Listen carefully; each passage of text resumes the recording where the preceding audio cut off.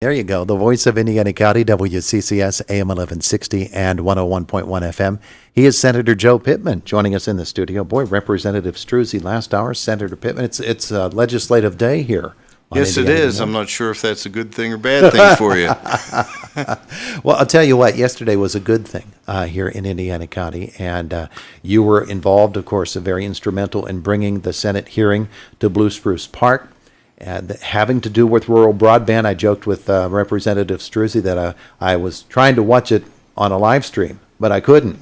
And that's the whole point, isn't it? And that exactly was by design. I very much appreciated my counterpart, Senator Kristen Phillips Hill, who chairs the Communications and Technology Committee, to have this hearing, as we call it, a field hearing. And when she asked me if we would host it, I was certainly more than happy to do so. And we talked about the venue and what would be ideal, and I thought, I think we need to drive home the point.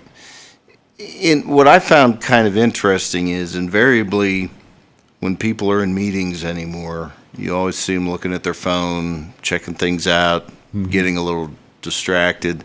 If nothing else, we had a captive audience because everybody had no choice but to fully ingrain themselves in the hearing and the issue that we brought forward. And I think we drove the point home. I was encouraged coming out of it, beyond the broad discussion of billions of dollars for broadband statewide.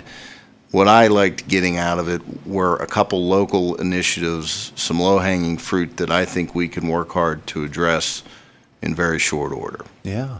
What were those? Well, in particular, Commissioner Ruddick's testimony about there being a cell tower just 150 yards, I believe he said, from the park, or not a cell tower, but a 911 tower. Yeah. And they've tried to engage the cell phone companies about attaching to the poles, and they've dismissed it for some sort of engineering deficiency. My interest now is getting the providers into a room with the county and understanding what exactly those deficiencies are and whether or not they can be overcome.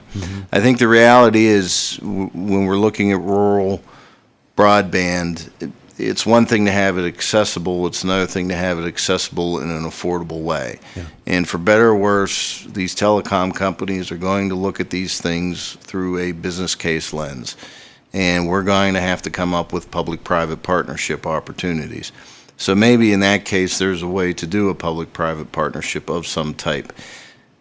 Between the suggestion that the North Central Planning Commissioner made about using hotel tax money for certain areas, the grant that Senator White got for the county prior to his leaving office, and the county's continued commitment to using their impact tax money for 911 improvements, now for broadband improvements.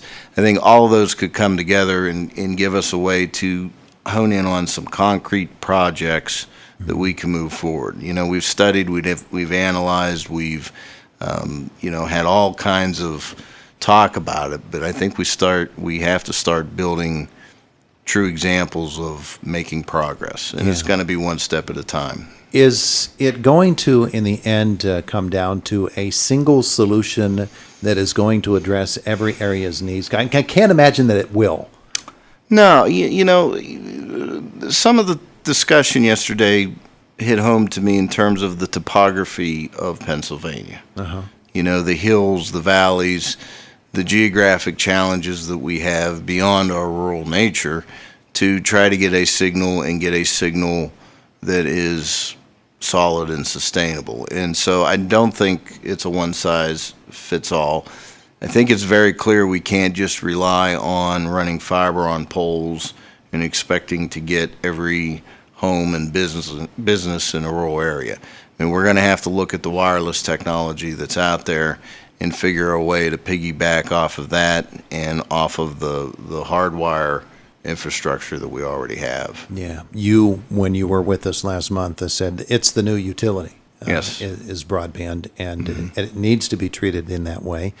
And I thought by bringing so many different people from so many different angles into the conversation, it was a real solid step toward acknowledging or toward getting what everybody acknowledges is a need for a solution. And, Right. and that's, you can't just keep taking first steps. Eventually, you have to take that second, third, and fourth step. Exactly, and I'm hoping that we've gotten the third or fourth step out of this hearing. Again, the gentleman, Mr. Matz from the North Central Planning Commission, I thought he came with some of the best examples of how rural communities can make concrete steps. He used Cook Forest as an example and some of the things they did there to build the infrastructure. And we need to use that as a model. Yeah. The best form of flattery is imitation, as they say. Business, education, homes, they all come together. Emergency services, and they really all need rural broadband now. It's time to make that happen, and that's what yesterday was all about. But there are other things happening all Yes. throughout the 41st Senatorial District. What's your summer been like? Well, it's been a great summer. We were at Brush Valley Day on Saturday. I had to get my fix of Brush Valley chicken. Since unfortunately won't be at the fair this year. So we were there. The Rural Valley Parade and Festival was last week, 2 weeks ago. Armstrong Folk Fest was last week, and now we're getting into fair season. Dayton Fair starts next week, which is hard to believe. And then we will shortly have the Indiana County Fair, the Ox Hill Fair, and my beloved Cookport Fair. There you go, all of those. Yeah, so there's a lot of community activity going on this summer. It's good to see communities come together and have events that really highlight the good that occurs within their communities. And so that's been good to see for the first time in a upfront manner. So, Representative Struzzi talked last hour about the fact with all of these events, it's a chance to meet people, and even though they might be there for fun, if they have a bit of an issue, and you can at least direct them into ways to get their issues addressed. And anytime you get a chance to meet with people within the district, find out what's on their mind, that has to be a good thing. You're right. We're not mind readers. If I've said that once, I've said it 1,000 times. People need to communicate with us. They need to let us know what their concerns are. We work very hard to be as responsive as possible. Can I say we're perfect? No entity is, but we have a great staff in place that work very hard to try to at least get people to where they need to be to get an answer. They might not even like the answer, but they deserve an answer and an opportunity to be heard. Senate will be back in session next month, yes, along with the House and the General Assembly. We'll get it going with the fall session. What are some of the things that you want to work on between now and then? One of the first, I have several bills that I want to get put in place, hopefully for fall action. One of the first ones that I'm putting together that we'll be making more of a public announcement on next week is to more aggressively shift the funding that comes from what's called the motor license fund, essentially the gas tax fund, to the state police. Shift that more out of that motor license fund into the general fund, thereby freeing up more dollars for road and bridge infrastructure improvements. One of the things that's happened over the years is that we've used the motor license fund to support state police operations. In fact, as of 3 years ago, it was as high as $801 million. Obviously, the state police need and deserve every penny they can get to operate effectively. The problem is those dollars are taking away from infrastructure improvements. So we have to stop robbing Peter to pay Paul. We need to pay for the state police out of our general fund budget where it should be paid out of, and we need to let the motor license fund do the work that it's designed to do, which is to improve our roads and bridges. So that bill will be formally introduced in the near future. That's something I think needs to be a priority in the upcoming budget. Another one I'm working on is to create another tier of affordability standard in Penvest. Communities can only qualify for grants and loans if they meet a certain affordability threshold. I'm trying to establish a second tier in the program. Penvest has been in operation for nearly 40 years, and over that time they've only had 2 or 3 defaults in their entire program.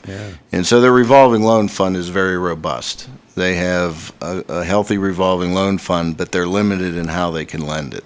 And so it's time to hopefully broaden that out. So those are two things that I'm particularly interested in pursuing this fall. Yeah. For those who don't know the process, it really is. It takes a lot of work. You have the idea, you can get the language written down on paper, but there's the process of finding co-sponsors. There's working on companion bills in the House to make all of this actually come into being and become an actual law. There's a lot of work that goes into that, isn't there? There is, and there's a lot of consensus building.